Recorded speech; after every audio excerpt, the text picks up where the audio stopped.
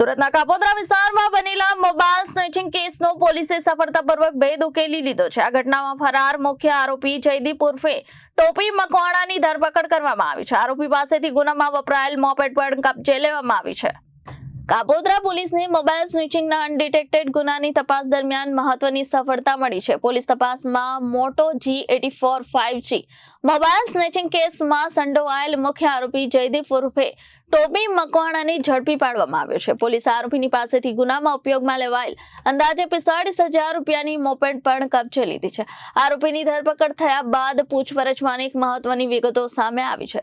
Police તપાસમાં જાણવા મળ્યું છે કે 22 વર્ષીય જયદીપ ઉર્ફે ટોપી મકવાણા સામે અગાઉ પણ અનેક ગુનાઓ નોંધાયેલા છે। આરોપીનો ગુનાહિત ઇતિહાસ બહાર આવતા પોલીસે વધુ તપાસ હાથ ધરી છે।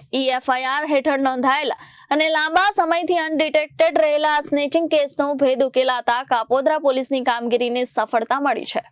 Bureau report Janadesh news Surat.